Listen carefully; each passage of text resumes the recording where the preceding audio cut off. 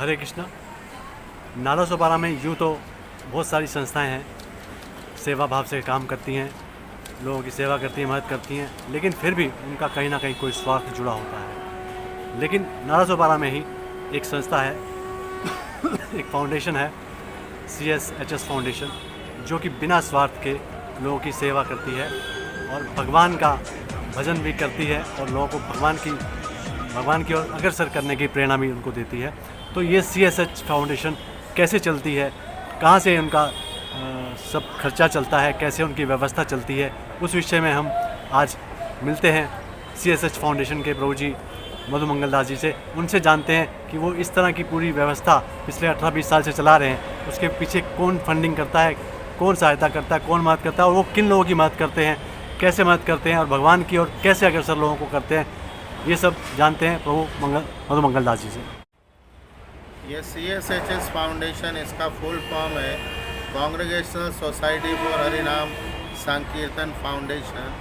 इसका मतलब ये होता है कि हम लोग जो गृहस्थ भक्त है, जो हाउस होल्डर्स है, ये सभी इकट्ठा होके एक जगह पे होके हम लोग भगवान का भजन कीर्तन, हरिनाम, भगवान की सेवा, भक्तों के लिए महाप्रसाद और लोगों के लिए भी महाप्रसाद, नगर संकीर्तन, बुक्स, भगवान के जो ग्रंथ हैं, गीता, भागवत, रामायण इत्यादि और छोटे छोटे प्रामाणिक ग्रंथों को भी समय समय पर वितरण करते हैं।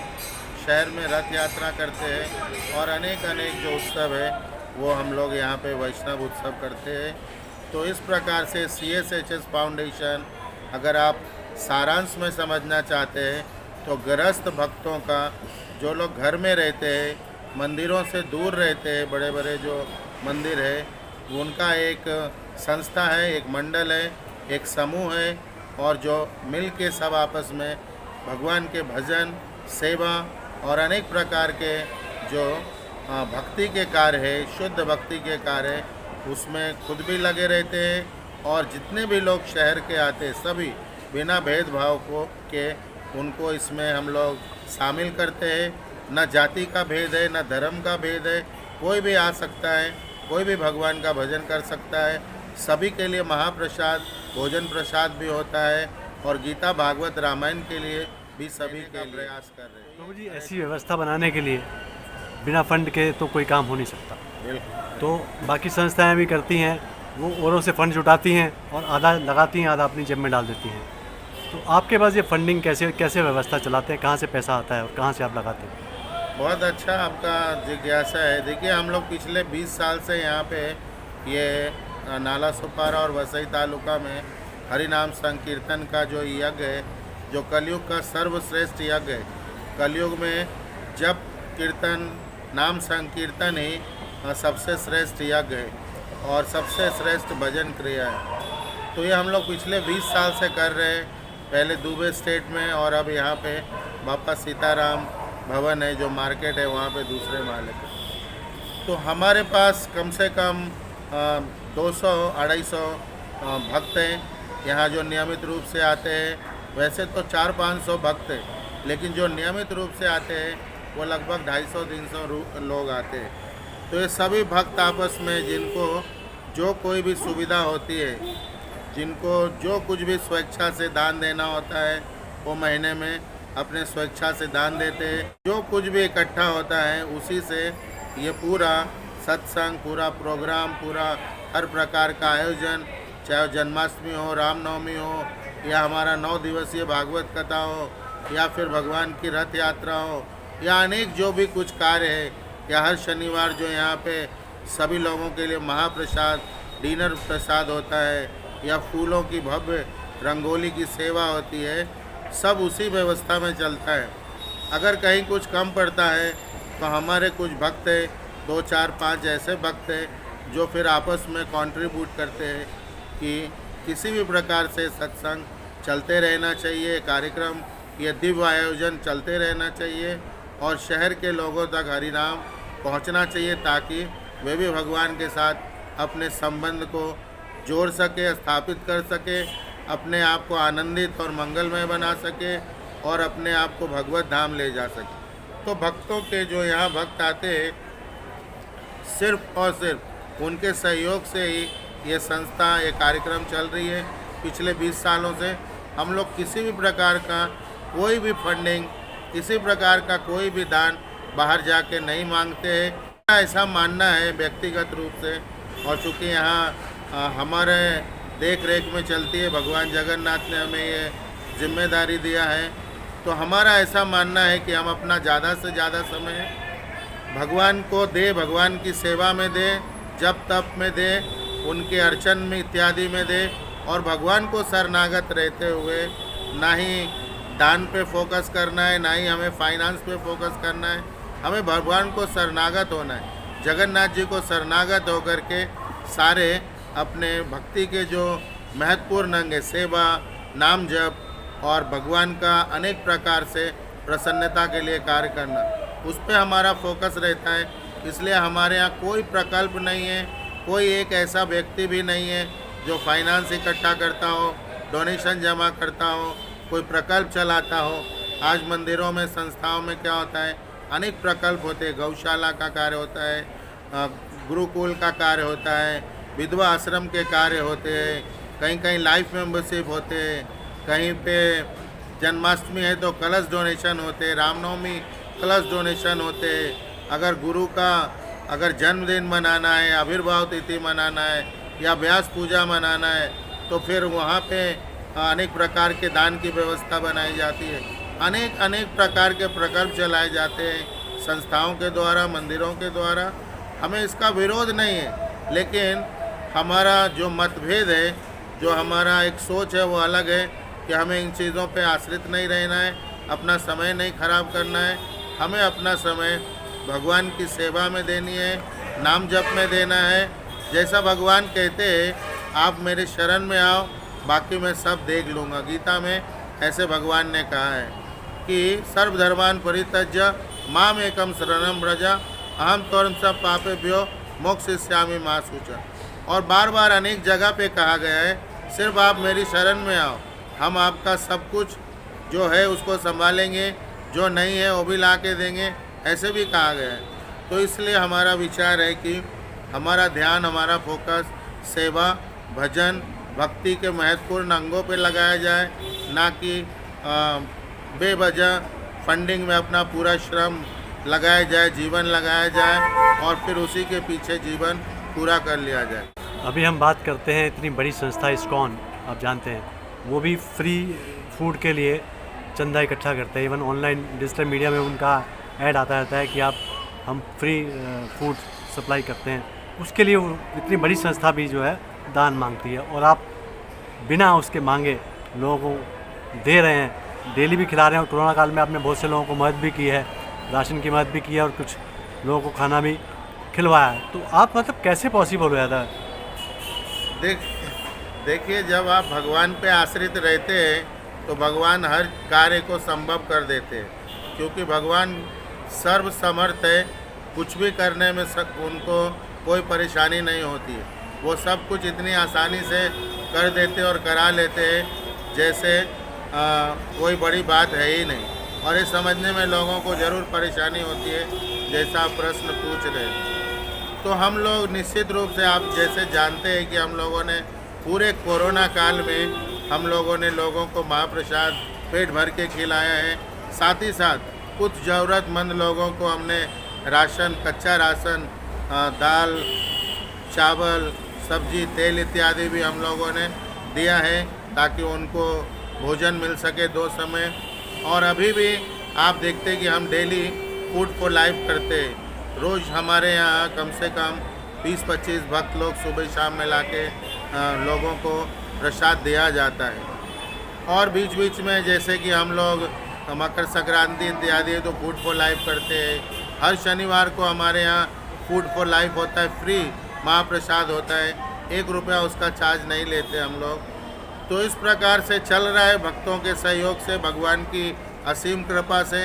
हाँ, ये ज़रूर है कि हमारे कुछ ऐसे भक्त हैं, डोनर हैं, जो हमें चावल की सुविधा करके देते हैं, दाल की सुविधा करके देते हैं। तो हमें सिर्फ चावल दाल ज़रूर मिल जाता है, बाकी सारी सामग्री जो लगती है प्रसाद बनाने में वो हमें व्यवस्था बनाना पड़ता है और इसके लिए भगवान सब कुछ सहज व्यवस्था बना देते हैं और इस प्रकार से 20 सालों से चल रहा है। तो हमारा विश्वास इतना गहरा है, इतना बड़ा है, जो किसी भी कारण से स्वप्न में भी डगमगा नहीं सकता है। और इसी प्रकार से हम लोग कर रहे, चल रहे और 20 साल से भगवान चला रहे। अभी कोरोना काल में लोगों को दिक्कत है, तो बीच में मैंने आप ये भी सुना है कि आप काफ़ी गरीब बच्चों की पढ़ाई के लिए भी मदद कर रहे हैं, तो वो किस तरह के बच्चों की आप किस तरह मदद करते हैं? नहीं, इसमें थोड़ा सा संशोधन करना होगा कि हम लोग जो यहाँ पे हमारे सत्संग फाउंडेशन से जुड़े, CSHS फाउंडेशन से जुड़े हुए भक्त हैं और उनमें कोई भक्त ऐसे जो बहुत फाइनेंशियली गरीब है, क्योंकि भक्त तो गरीब नहीं होता है, भक्त तो भगवान का भजन करके बहुत ही आनंद में रहता है और उसे गरीब कहना ठीक नहीं। हाँ, उनकी फाइनेंशियल जो स्थिति है थोड़ी ठीक नहीं होती है। ऐसे कुछ भक्तों को हम लोग आपस में या व्यक्तिगत रूप से उनकी पढ़ाई की फीस इत्यादि हम लोग मदद करते हैं समय समय। फूलों की सजावट यहाँ पे जो लोग आते हैं वो देखकर अचंभित रह जाते हैं, मंत्रमुग्ध हो जाते हैं देखकर। ऐसी शोभा ये बड़े बड़े मंदिरों में नहीं मिलती। तो ये आप हर शनिवार को जो कार्यक्रम करते हैं, कहाँ से इतना फूल लाते हैं और कैसे ये इतना भव्य सजाते हैं? ये बड़ा ही आकर्षण और अच्छा विषय है। बहुत सारे भक्त ऐसे सवाल करते हैं, बहुत सारे लोग हमें इसके बारे में पूछते हैं। तो इसकी शुरुआत हम लोगों ने वार्षिक उत्सव से की। जब 9 दिन की हमारी वार्षिक उत्सव, रथ यात्रा और भागवत कथा होती है, उसमें हम फूलों से कुछ सजावट करते थे। लेकिन वो सजावट लोगों को इतना पसंद आने लगा और भगवान जगन्नाथ जी, बलदेव सुभद्रा मैया ने इतना प्रेरणा दिया कि हमें ऐसे लगा कि क्यों ना हर शनिवार किया जाए।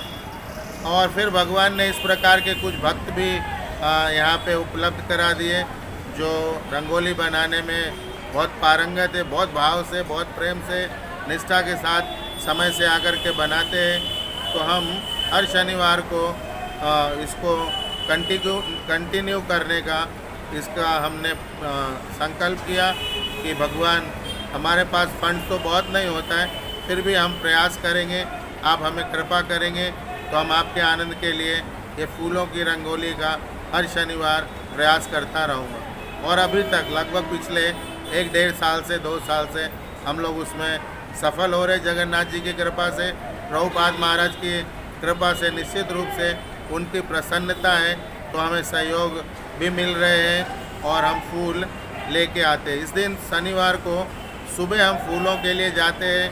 सौभाग्य से नाला सोपारा में स्टेशन के पास फूल की बड़ी अच्छी मार्केट है और फूल वाले भी हमें औरों से कम दाम में फूल देते हैं, कि उन्हें भी पता है कि हम भगवान की सेवा के लिए ले जा रहे, कोई हमारा बिजनेस नहीं है। तो अनेक प्रकार के जो रंग बिरंगे फूल होते हैं, पीला गोंडा, ऑरेंज कलर का गोंडा या वाइट जो उजले कलर के फूल होते हैं, गुलाब और गुलाब की पंखुड़ियाँ होती है, अनेक प्रकार के जो फूल हैं, मोगरा, तगर इत्यादि, ये कई प्रकार के फूल हमें हर शनिवार को लगते हैं। और कभी कभी तो 200-250 किलो तक हम फूल लेके आते शनिवार को, इस जगन्नाथ जी के प्रांगण को शोभायमान करने के लिए, दिव्यता प्रदान करने के लिए, उनके प्रसन्नता और आनंद के लिए।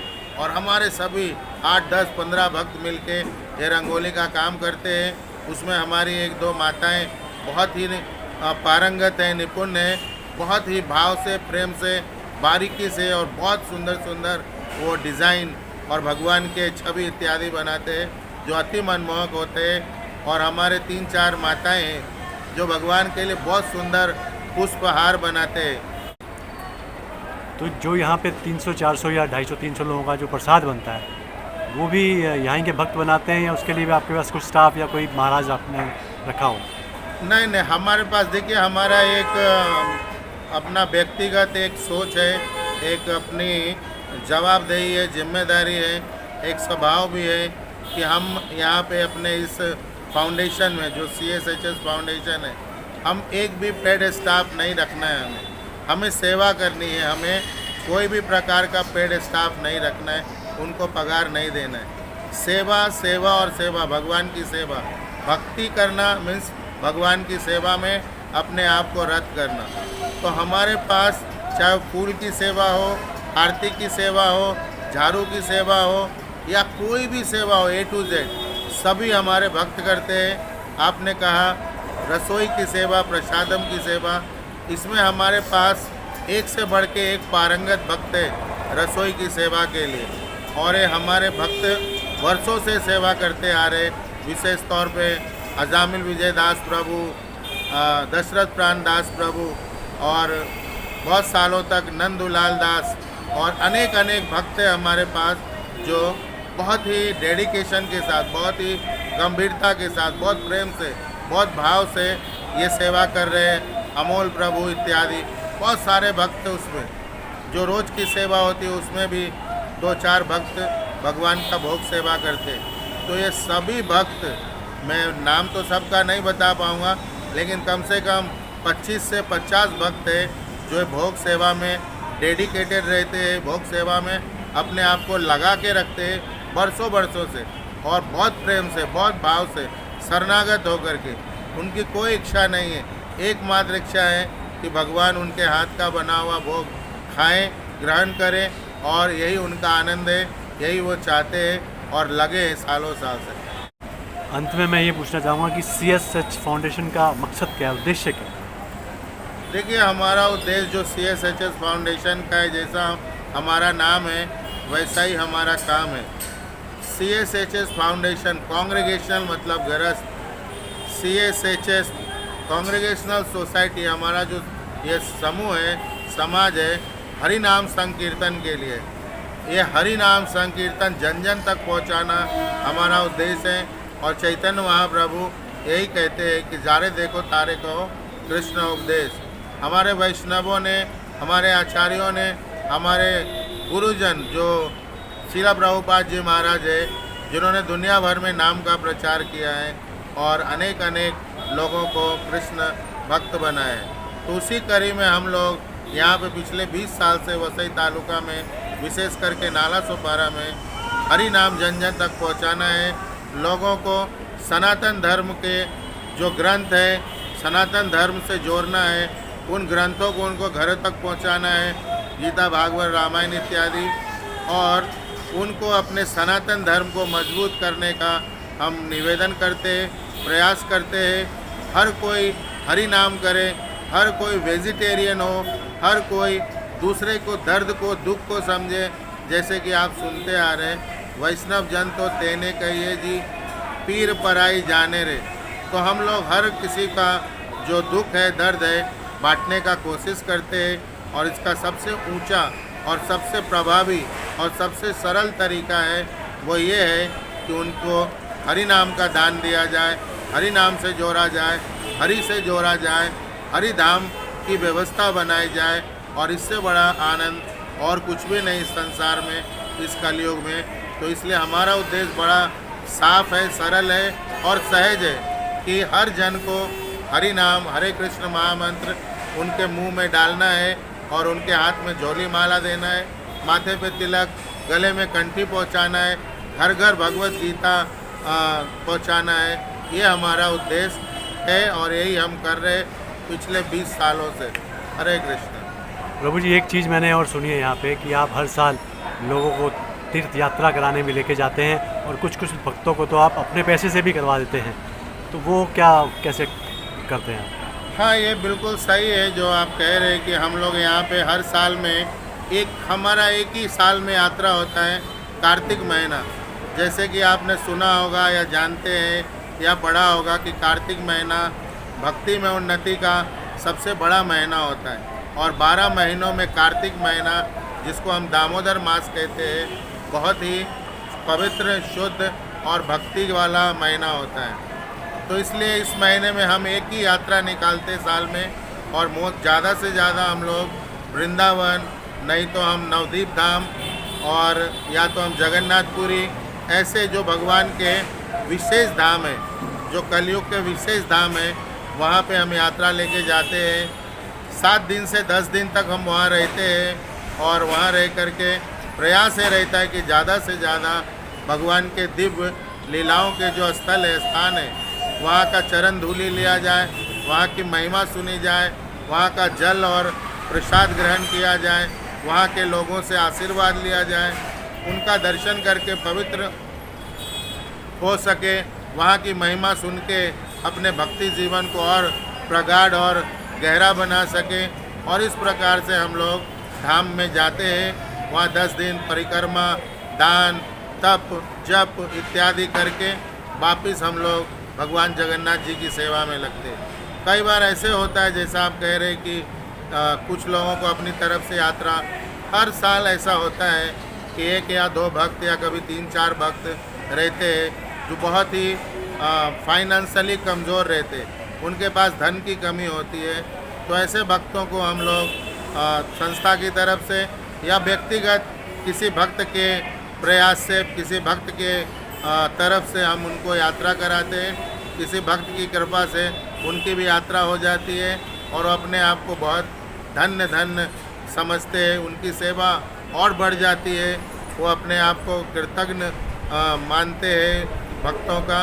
और इस प्रकार से हम लोग कार्य करते रहते हैं, आपस में मिलजुल के सबको हम लोग अपनाते हैं, कोई भेदभाव नहीं। इस संस्था की जो एक विशेषता है जो मैं कहना चाहूँगा हमारे फाउंडेशन का, कि हमारे यहाँ सभी मंदिरों के, सभी संप्रदायों के, सभी संस्थाओं के भक्त आते हैं। हमारे यहाँ भेदभाव नहीं है कि नहीं नहीं हमारे संस्था के लोग आएंगे बाकी नहीं आएंगे, ये नहीं आएंगे, वो ऐसा कोई भी प्रकार का रोक बंधन नहीं है। यहाँ पे मैंने कई मुसलमान भी देखे हैं, मुस्लिम भी जो हैं वो आते हैं यहाँ। बिल्कुल बिल्कुल, हमारे यहाँ पे बहुत सारे मुसलमान भक्त भी आते हैं और आप अच्छी बात है कि वो माला करते हैं, हरे कृष्णा इत्यादि संबोधित करते हैं, दूसरा प्रसाद अच्छी तरह ग्रहण करते हैं। तो बिना भेदभाव के, बिना भी किसी प्रकार के किंतु परंतु के हम लोग ये जगन्नाथ जी का जो दरवाज़ा है सबके लिए खुला है और यहाँ पे सभी लोग आकर के हरि नाम करते हैं, हरि की सेवा में